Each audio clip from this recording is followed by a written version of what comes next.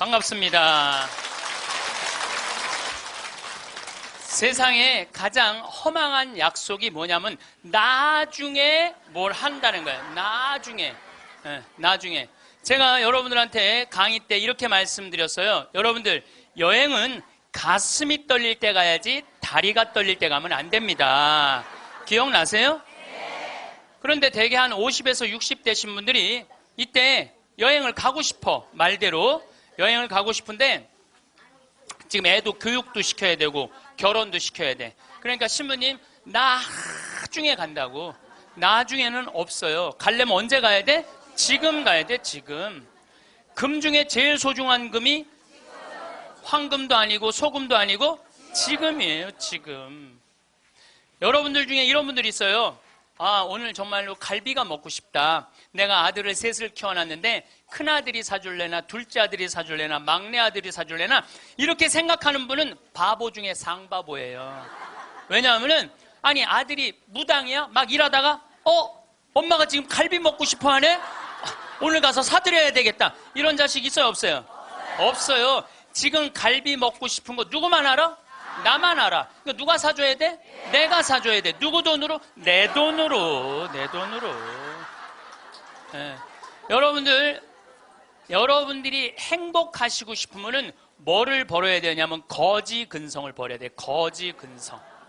누가 사주기를 바라는, 누가 나를 행복하게 해주기를 바라는 이 거지 근성을 버려야 돼. 먹고 싶은 거 있으면 누가 사 먹어야 돼? 내가 사 먹어. 행복하고 싶으면 누가 행복하면 돼? 내가 행복하면 돼. 언제? 나중에 말고 언제? 지금. 여러분들 지금 어느 교수님이 한 얘기지만은 아이스크림이 있어. 이 아이스크림이 있는데 너무 더워. 그럼 이거 어떻게 해야 돼? 먹어야 돼. 언제 먹어야 돼? 지금 먹어야 돼. 이거 나중에 먹는다고 놔두면은 이거 녹아서 남아있어요? 안 남아있어요? 저한테 많은 암 환자들이 오죠. 많은 암 환자들이 와서 하소연할 때 이런 얘기를 해요. 신부님, 제가 정말로 이제 60부터 행복하려고 30살서부터 60살까지 돈만 모으고 아무데도 놀러 안 갔다는 거야. 근데 암이 걸려갖고 이제 아무데도 갈 수가 없다는 거야. 억울해 죽겠다는 거야. 차라리 그때 갈 걸. 미국 사람들은요 5개월 일해서 한 달 여행 가는 게 목적이에요. 5개월 열심히 돈 모아. 그건 이번엔 내가 뭐 어딜 간다 그러면 열심히 와서 한 달 휴가 화끈하게 갔다 와요. 또 한 5개월 열심히 모아. 또 한 달 화끈하게 왔다가. 그 사람들 한 30년 동안 살면서 거의 60번 정도의 휴가를 멋있게 갔다 오는 거예요. 근데 우리나라는 30살부터 60살까지 나중에 가려고 한 번도 안 가. 근데 덜커덕 뭐가 걸려? 암이 걸려갖고 이거 뭐 죽을지 살지 이거 모르는 그런 상황에 들어가는 경우가 많다는 거예요. 행복하려고 그러면 언제 행복해야 돼? 지금 행복해야 돼. 지금. 나중에는 기다려주지 않는다는 얘기예요. 그래서 투자를 하고 싶어도 여러분들이 가장 어리석은 투자가 뭐냐면 주식 투자예요. 주식 투자. 여기 지금 주식 투자하는 분들 분명히 계실 거예요. 자, 주식 투자를 할 동안은 돈 써요? 못 써요? 못 써요. 그런데 제가 모 은행의 지점장들 300명한테 강의를 한 적이 있어요. 근데 그분들이 나한테 이렇게 말을 해요. 대개 주식 투자하는 개인의 96%는 평생 하다 보면은 5천에서 1억 정도는 다 손해보고 나간다는 거. 96%가 써보지도 못하고 날리는 거야. 써보지도 못하고. 저는 요즘 필라테스라는 걸 해요.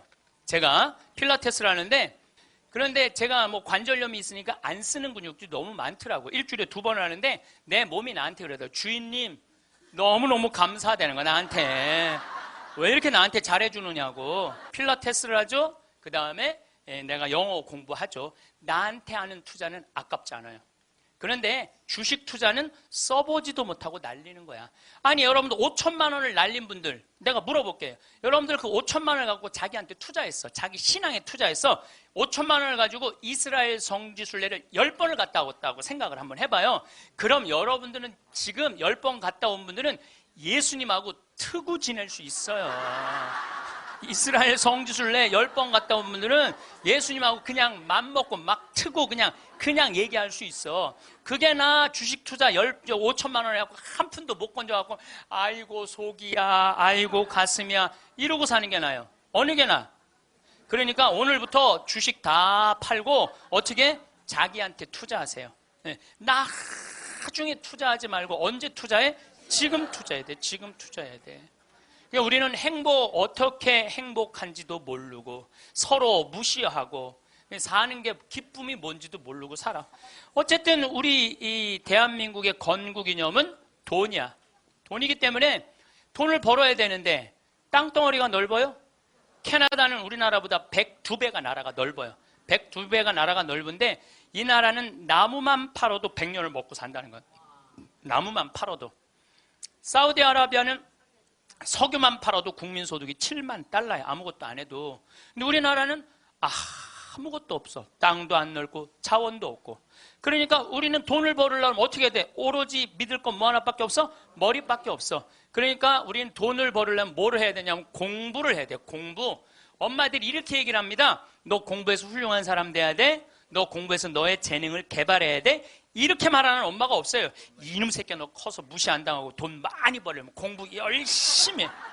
그러니까 우리는 공부를 왜 하냐면 무시 안 당하고 돈 벌으려고 공부하는 거예요. 애가 노래를 너무 잘해. 그럼 엄마가 이렇게 얘기해. 너 그렇게 맨날 배짱이처럼 노래하다가 나중에 커서 굶어 죽어 이놈 새끼야.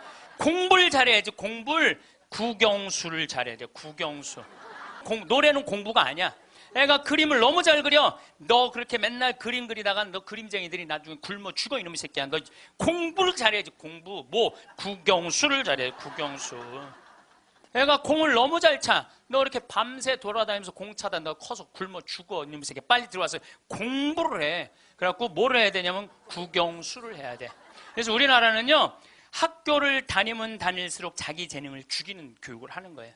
여러분들 노래 잘하고 공 잘 차고 그림 잘 그리고 물건 잘 만드는 거 제주고 공부 중에 공부예요. 근데 우리는 그걸 공부라 생각 안 해. 오로지 공부는 뭔 줄만 알아? 국영수만 공부를 알고 있어. 국영수만.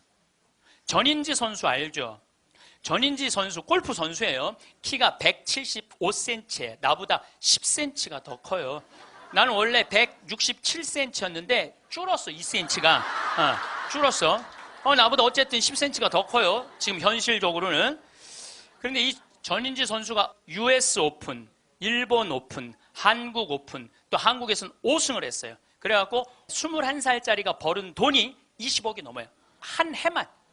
근데 전인지 선수는 초등학교 5학년 때 우리나라 12,000명 수학 경시대에서 모여갖고 똑똑한 애들 모여갖고 수학 경시대 중에 1등한 애, 대상 받은 애, IQ가 무려 138이에요. 이지 선수를 공부를 가르치고 싶지 않았어요. 골프를 가르치고 싶었어요. 그래갖고 오전 수업 끝나고 골프 연습장 보냈어요. 오전 수업 끝나고 골프 연습장 보냈어요. 교감 선생님이 난리가 났어요. 아니 이 천재를 왜 수학연재를 운동을 시키느냐. 수학을 가르쳐야지. 그랬더니 조퇴를 계속 해주는 거야. 수업을 안 해주고 오전 수업하고 골프 연습장 가면 조퇴. 오전 수업 끝나고 골프 연습장 가면 조퇴. 수업을 안 쳐줬어요. 그러니까 이 아버지가 참 대단한 아버지야. 내가 보기엔 충청도 서산에 있는 초등학교 자기 딸을 제주도 광양초등학교로 전학을 시켜버려요. 골프 가르치고 싶다고. 그래갖고 전인지 선수는 이렇게 훌륭한 선수가 됐어요. 여러분들 전인지 선수가 지금 수학 영재로 매일 학원에 막 새벽 1시, 2시까지 공부하고 그리고 특목고 고등학교 들어가고 서울대 합격했다고 칩시다. 매일 공부한 전인지 선수가 어떨 것 같아요? 안경 이렇게 두꺼운 거 끼고 분명히 그랬을 거예요. 안경 두꺼운 거 끼고 허리는 약간 꾸부정해갖고 머리도 이상하게 해갖고 이러고 전인지 선수가 또 얼마나 예뻐요. 근데 그 미모도 다 없을 거야. 그냥 이러고 지금 서울대학 새벽 2, 3시까지 수학 문제 푸느냐고 그러고 앉아 있을 거예요. 그게 나요? 파란 잔디밭에서 드라이브 쫙 치면은 뒤에서 이 관중들이 굿샷 하고 한번 US 오픈에 9억 딱 버는 게 어느 게 나요? 4일 동안 9억 버는 게. 이제는요 공부 잘한다고 행복한 시대는 끝났어요. 자기 재능을 잘 키우는 사람이 행복한 시대가 온 거예요. 꼭 1등 한다고 행복해? 1등 한다고? 나는 고등학교 다닐 때 전교 610명 중에 597등 한 사람이야. 597등. 내 뒤에 딱 13명 있었어. 13명. 고등학교 1학년 때 정말 내 성적이에요. 그런데 작년이 내가 고등학교 졸업한 지 30년 되는 해. 작년이 30년이 되면은 홈커밍 데이 행사를 한대요. 홈커밍 데이 행사라는 건 뭐냐면은 30년 만에 고등학교 졸업한 친구들끼리 다 모여 호텔에서. 그래갖고 선생님 모셔다가 절도 하고, 그 다음에 누가 출세했는지, 누가 돈 많이 벌었는지, 누가 잘 사는지 못 사는지 확인하는 행사래요. 그게 나는 작년에 처음 들었어. 그런 게 있는 줄. 왜냐하면 난 고등학교 졸업하고 동창 모임을 단 한 번도 나간 적이 없어요. 왜냐하면 길이 다른데. 기숙사 생활 저기 막 7년 하고 신학교 10년 하고 신부됐는데 친구들을 만날 일이 하나도 없었어요. 근데 내가 졸업한 고등학교는 지금 현역 국회의원이 3명 있어요. 당 대표도 하나 있어요. 우리 학교 졸업생 중에. 현역 국회의원이 3명이나 있어요. 그래서 우리 시의 시장님도 우리 학교 5년 선배야. 나하고도 아주 친해. 나하고도 아주 친해.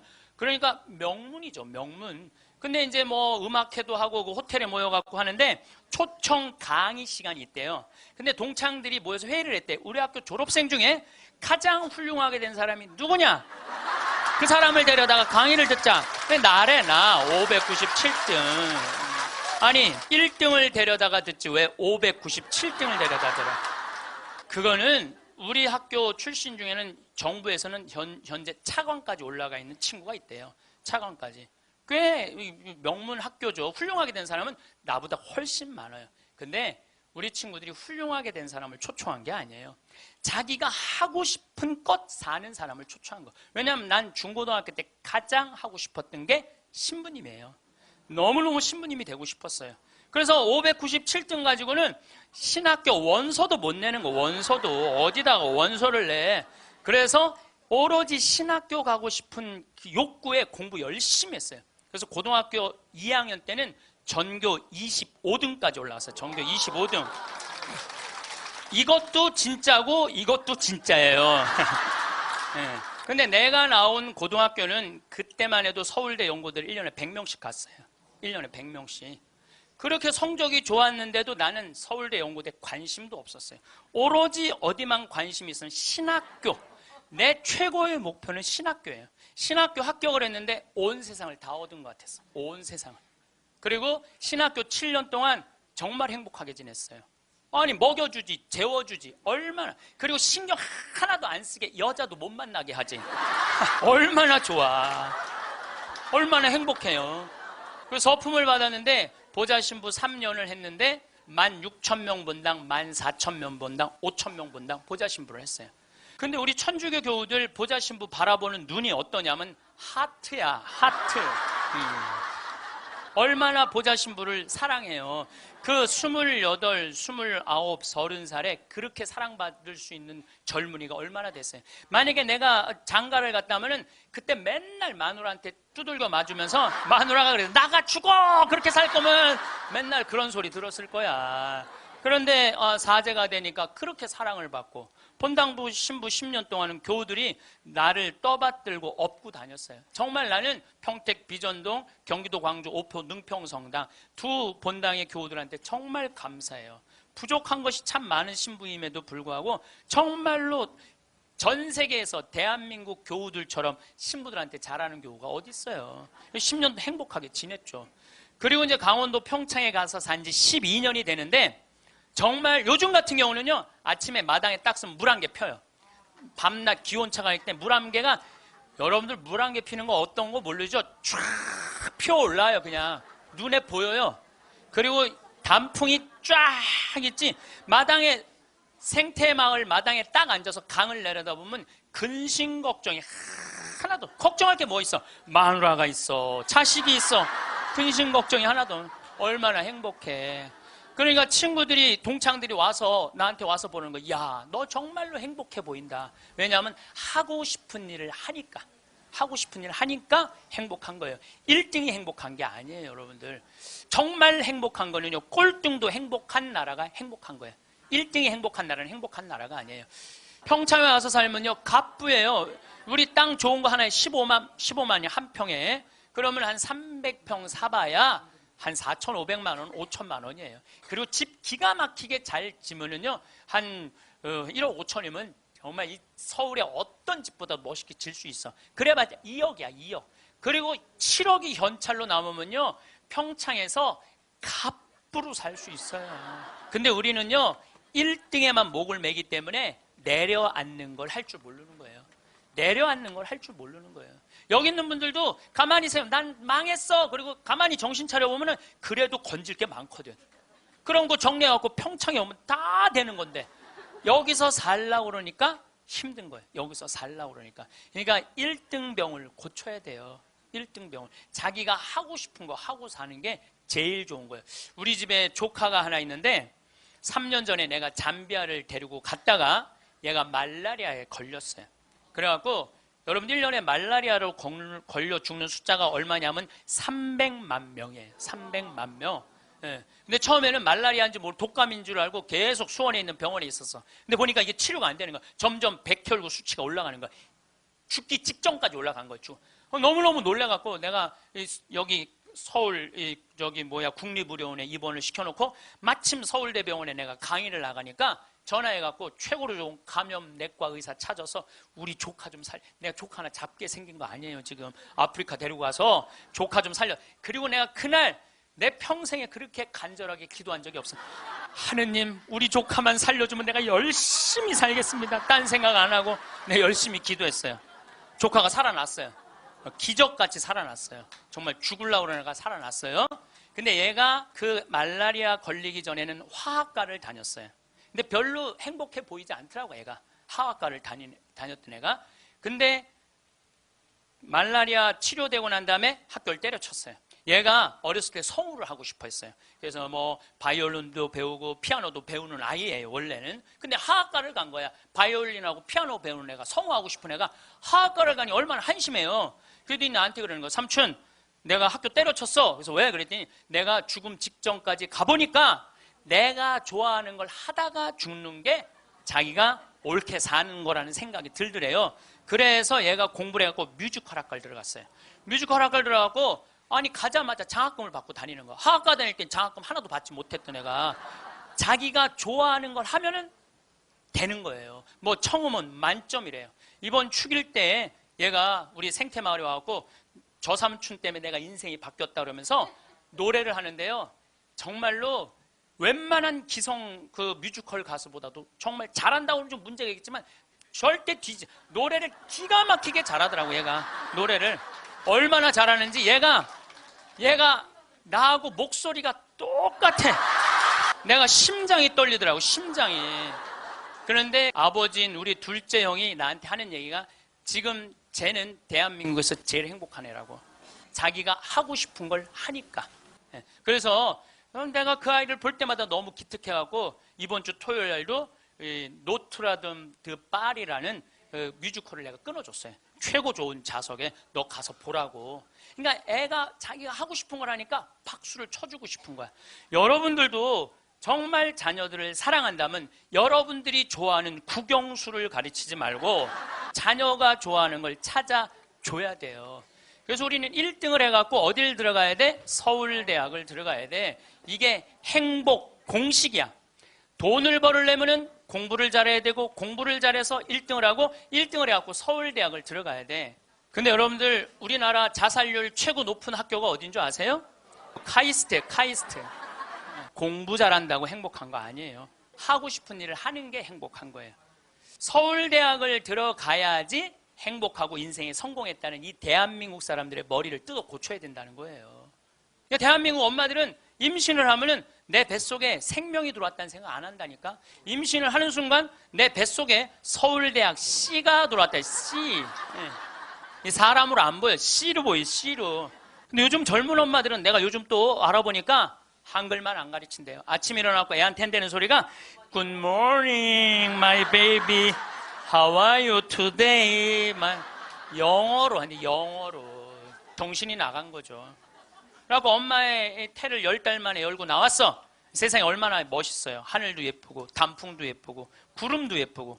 그래갖고 베란다 창문을 통해서 구경 좀 하려고 그랬더니 마음 급한 엄마가 너 지금 그거 볼 시간이 어디 있어. 1살짜리한테 한쪽 창문에 가나다라 마바 차타카타 붙여놓고 반대쪽 창문에는 A, B, C, D 붙여놓고 누워서 모빌이 돌아가는데 기억, 니은, 디귿, 리을이 돌아가는 거예요.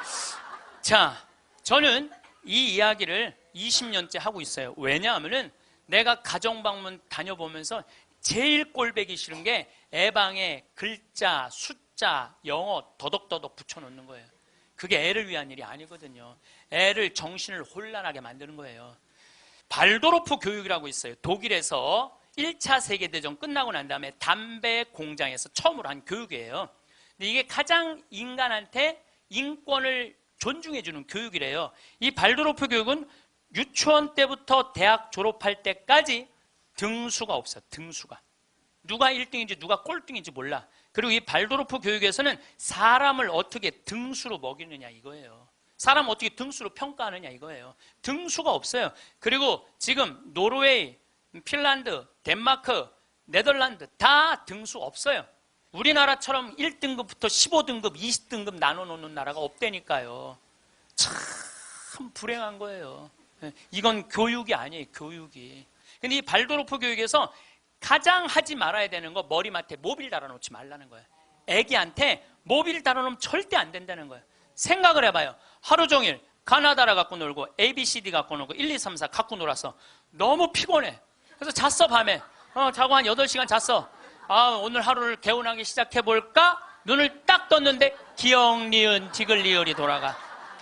이게 애들한테 보통 스트레스가 아니라는 거예요. 그런 애들이 커서 다 치약 한 통을 다 짜서 동료 병사들을 먹이는 거예요. 그런 애들이. 그러니까 우리나라 애들은요, 어렸을 때부터 너무 스트레스를 받아갖고 중학교 2학년만 되면 폭발하는 거예요. 그래서 중2병이 나오는 거예요. 부모가 너무너무 괴롭혀갖고. 작년에 부산에서 한 초등학교가 선생님이 2학년인데 22명이 한 반인데 다음 중간고사 볼 때 만점 받는 애부터 밥 먹인다고.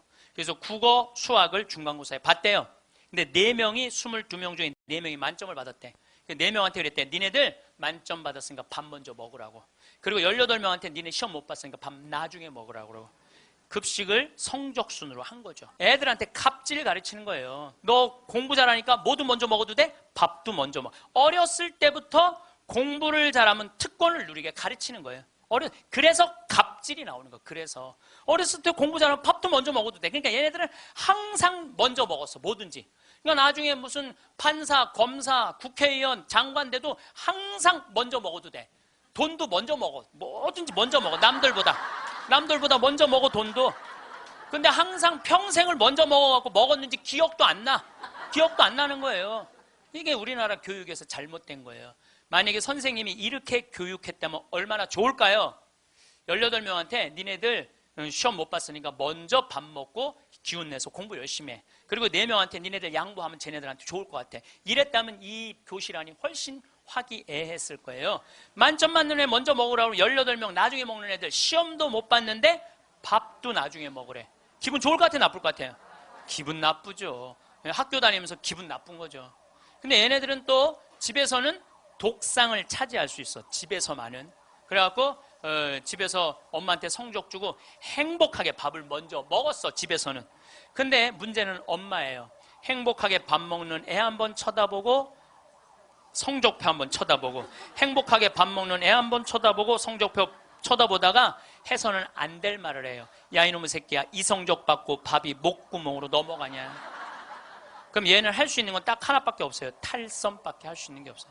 탈선.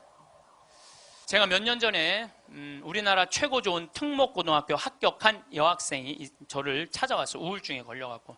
얘는 우울증에 걸리니까 머리를 안 깎았어요.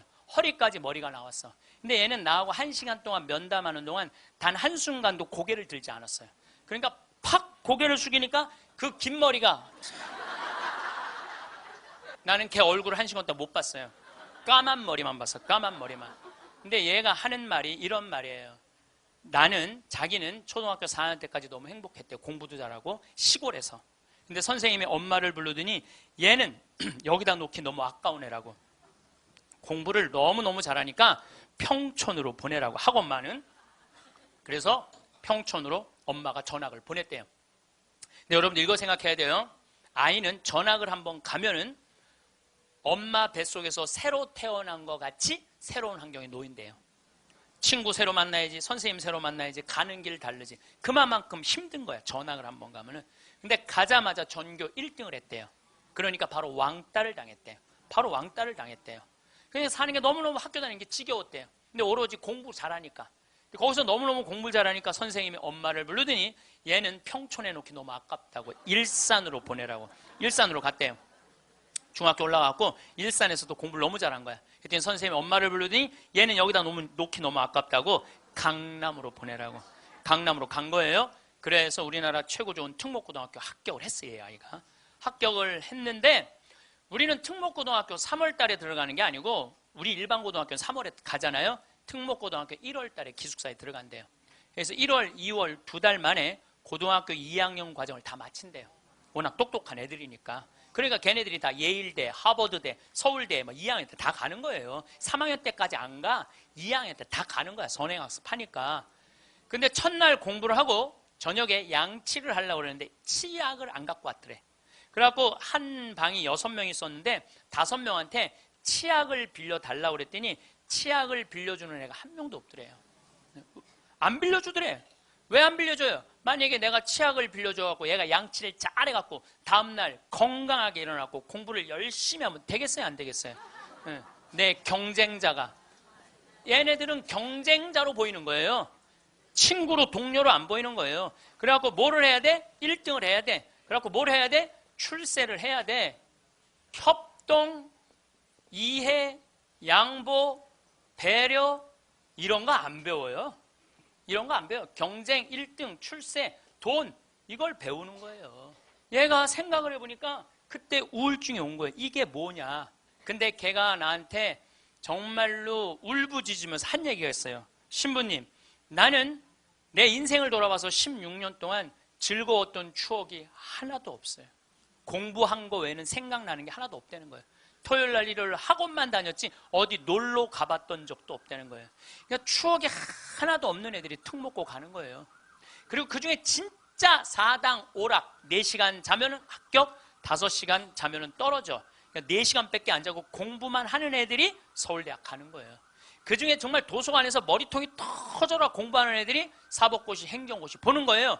그리고 그중에 진짜 똑똑하고 출세 욕구 있는 애들이 국회의원이 돼갖고 지금 대한민국을 통치하고 있는 거예요. 대한민국 모든 사람들이 만들어낸 거예요. 대한민국 국회는 대한민국 교육의 결정체예요.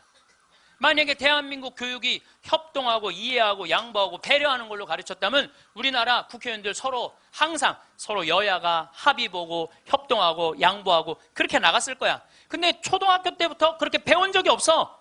경쟁하고 1등하고 출세하고 자기 잘난 것만 배웠어. 핀란드 유치원하고 우리나라 유치원하고 자전거를 한 대 갖다 놓고 어린이집 놀이터에 이 자전거를 갖고 정말로 얘네들이 잘 노나 실험을 했어요. 근데 핀란드에는 20명이 있는데 한 명이 막 타고 노는데 다른 애가 아무도 안 건드려. 그래서 얘는 또 타고 놀더니 제자리에 갖다 놔. 다음 애가 또 타고 놀아. 그 다음 애가 또 타고 놀아. 그래갖고 20명이 1시간 내에 다 타고 놀았대요. 그런데 우리나라에는 딱 20명이 그 자전거, 새 자전거를 보더니 20명이 매달려갖고 네가 먼저 타내냐 내가 먼저 타내냐 싸워갖고 1시간 동안 한 명도 못 탔다는 거예요. 자, 여러분들 이게 EBS에서 5년 전에 한 실험이에요. 똑같은 자전거를 놓고 핀란드 애들은 다 타고 놀았는데 똑같은 자전거를 놓고 우리나라 애들은 한 명도 못 탔어요. 우리나라엔 지금 먹을 재산이 너무너무 많아. 나눌 게 너무너무 많아. 그런데 아무도 못 가죠. 너도 못 갔고 나도 못 갔고 하늘에서 붕 떠 있어. 천국은 나누느냐 나누지 않느냐로 결정돼요. 천국과 지옥은. 여러분들 하느님이 제가 늘 말씀드리잖아요. 하느님이 째째한 분이 아니에요. 천당, 지옥 다 먹을 거 상다리가 부러지게 차려놔. 너무 많이 차려놓으니까 상이 너무 커. 그러니까 젓가락이 저기까지 먹어야 되니까 우리 팔 2배만 해. 전부 다 젓가락에. 천국에 가보니까 살이 다 통통 쪘어. 왜 쪄? 이걸 찝어갖고 저쪽에 있는 애한테 너도 한번 먹어봐. 너도 한번 먹어봐. 너도 한번 먹어. 서로 먹여주는데 지옥은 자기 팔보다 2배 긴 젓가락을 쥐고 저만 먹으려고. 이 자전거하고 이거하고 똑같은 거예요. 우리나라도 지금 똑같아요. 우리나라 정말 돈이 많은 나라인데 다 여유가 생겼는데 아직도 자기 입에만 집어넣으려고 그러는 거예요. 그러니까 협동, 이해, 양보, 배려가요. 미래 세계는 성공할 수 있는 길이에요. 경쟁, 1등, 출세가 성공의 길이 아니에요. 빌 게이츠가 며칠 전에 얘기했잖아요. 미래 세계는 나누는 나라가 경쟁이 있는 나라라고. 제가 1년에 도로를 9만 킬로를 다녀요. 내 차로 9만 킬로. 택시 기사들이 1년에 얼마를 뛰느냐 하면 4만 5천 킬로를 뛰어요. 근데 나는 9만 킬로를, 나는 택시를 했어도 택시 기사들보다 2배 돈을 더 벌었을 거야. 9만 킬로를 뛰니까. 그러니까 하루 중에 보통 도로에서 6시간 정도 있어요. 근데 매일 그렇게 있어요. 그러니까 도로에서 벌어지는 일은 세상 어느 누구보다도 내가 많이 알아요. 오늘도 영동고속도로로 나왔는데 영동고속도로가 4차선이야. 4차선이면은 1차선은 추월 차선이에요. 추월 차선. 추월하면 들어가 줘야 돼요. 추월하면 들어가 줘야 되고 추월하면 들어가 줘야 돼요. 왜냐하면 뒤에 바쁜 차들 가라고. 내가 이탈리아를 가보니까 이탈리아는요 1차선이 보통 130에서 140으로 달려요. 추월하는 차들이니까 쫙쫙. 그리고 만약에 100km로 달리는 차들이 있으면은 막 뒤에서 상향등을 막 켜요. 비키라고. 그러면은 막 달리다가도 뒤에서 막 상향등을 켜잖아요. 내가 지금 천천히 가나 바로 빠져줘요. 내가 그걸 보고 내가 촌놈 유럽 여행기 그 책에도 썼지만은 너무 신기한 거야. 그냥 쉑쉑 가는 거예요. 그리고 바로바로 비켜주고 너무 신기하더라고요. 근데 우리나라는요 1차선에서 시속 95km로 앞에는 3km가 뻥 뚫려 있어. 그래도 단 한 번도 차선 안 바꿔요. 자기 때문에 뒤에 1km가 꽉 막혀 있는데도 한 번도 차선 안 바꿔요. 오로지 1차선으로만 가. 왜 그런 줄 알아? 우리는 1등에 한이 맺혀갖고 도로도 1차선으로 1등에 한이 맺혀 도로도 1차선으로 가야 돼 우리는. 4차선으로 가면은 내가 꼴등하는 기분이 들어요. 4차선. 그래서 여러분들 한번 보세요. 우리나라 이제 4차선 도로를 가보시면은요 4차선이 텅텅 비일 때가 대부분이에요. 1차선은 꽉 차도. 죽으나 사나 1차선이야. 그러니까 너무 열받으니까 쫓아가갖고 이 야구 방망이로 앞에 앞유리를 깨고 3단봉으로 내리치고 비비총으로 쏘고 서로 양보를 못하는 거예요. 자존심이 상하는 거예요. 아니 자기가 좀 늦으면 2차선으로 가든 3차선으로 가든 4차선으로 가는데 우리는 이게 안 되는 거예요. 그리고 방향 지시등을 켜주는 건 예의야. 뒷사람에 대한 예의야. 그런데 10대 중에 방향 지시등을 켜주는 차들은 3대 내지 4대밖에 안 돼요. 그냥 들어가고 싶으면 들어가고 나가고 싶으면 나가고 자기 하고 싶은 대로 하는 거예요. 서로에 대한 예의가 안 갖춰져 있으니까 매일매일 폭력적인 일이 벌어지는 거예요. 가장 기본적인 걸 안 가르치는 거죠. 가장. 근데 지난번에는 뭐 서울에서 강의가 있어갖고 나오는데 2000쯤 나왔는데 뒤에 앰뷸런스가 내가 봐도 무지하게 급한 것 같아. 달려오는 게 막 상향등에 비상 깜빡이에 뭐 삐우삐우에 정신이 하나도 없는 거예요. 그런데 내가 딱 자리를 비켜줬는데 앞에 10대 중에 내가 쉬어봤어요. 몇 대가 비키나? 딱 3대 비키는 거야. 나머지 7대는 그냥 가는 거야. 그러니까 너무너무 급하니까 지가 막 2차선, 3차선으로 막 가더라고요. 그 앰뷸런스가. 그만큼 남에 대한 배려가 없는 거예요. 미국이나 캐나다는요, 앰뷸런스나 경찰차가 소방관차가 딱 하잖아요. 모든 차는 양쪽 쫙 갈라져요. 그리고 아예 서버려. 그 차 가라고. 그게 기본적인 배려예요, 배려. 근데 우리는 왜 안 비키냐 그랬더니 그런 심리가 있대요.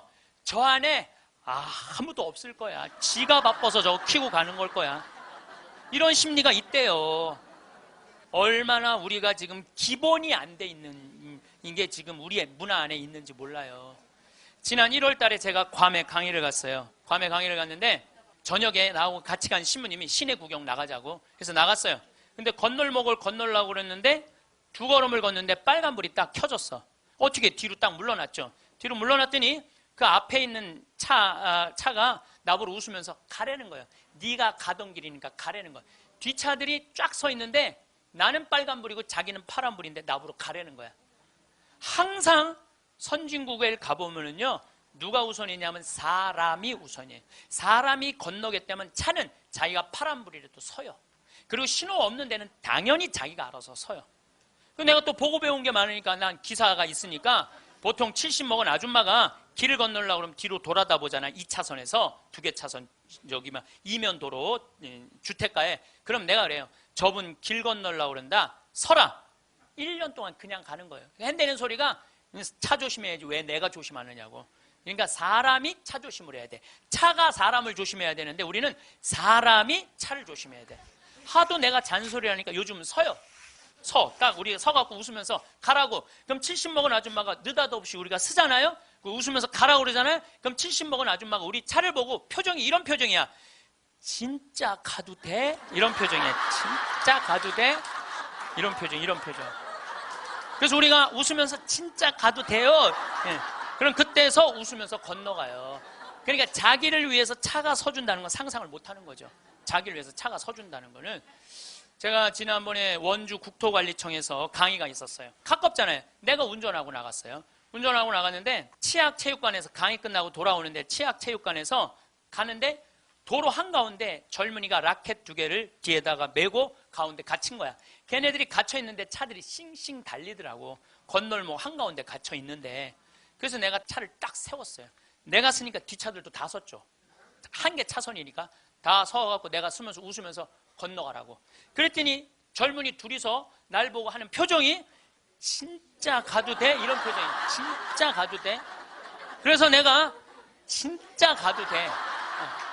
그랬더니 얘네들이 이 산더미만한 애들이 딱 건너가다가 갑자기 내 차로 몸을 돌리더니 90도 인사를 하고 가는 거예요. 걔네들 기분 좋게 건너가고 나 기분 좋은데 걸리는 시간이 3초밖에 안 걸렸어요. 3초.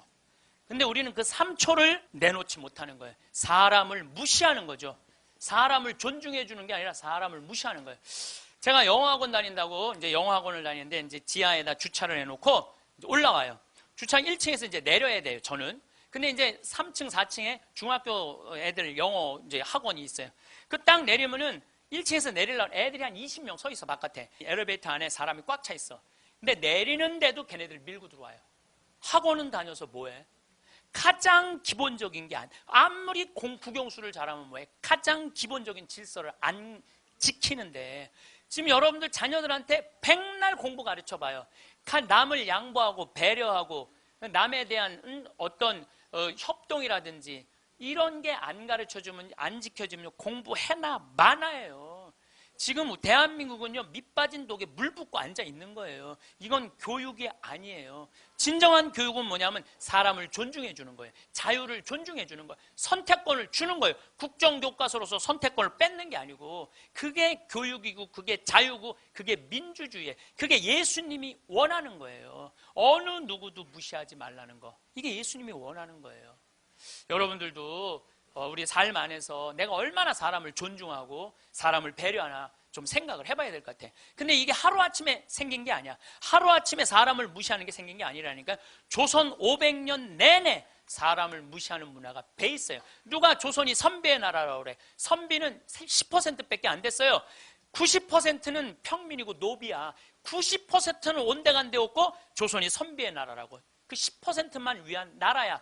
부자만을 위한 나라일 수가 있다는 거죠. 조선 500년에 대한 이야기는 다음 시간에 이야기하도록 하겠습니다.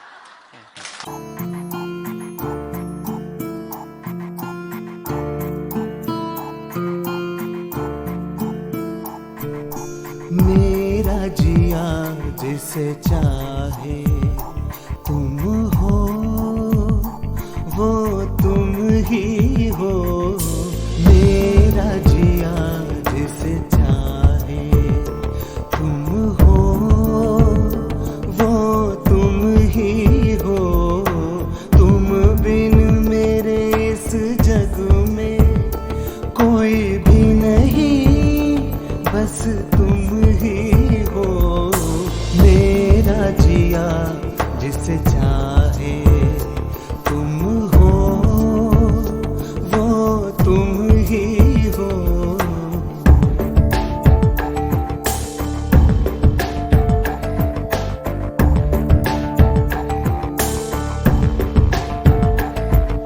अगर सुख ना मिले तुमको जाओ ढूंढो से तुम ढूंढो अगर सुख ना मिले तुमको जाओ ढूंढो से तुम ढूंढो पाया है तुमको मेरे इस दिल में और कुछ ना मैं चाहूं मेरा जिया जिसे चाहे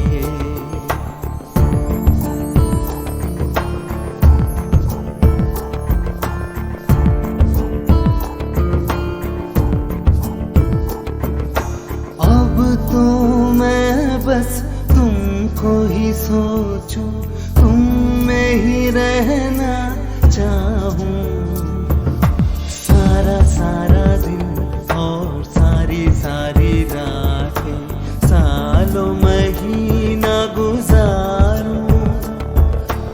अब तो मैं बस तुमको ही सोचूं, तुम में ही रहना चाहूं।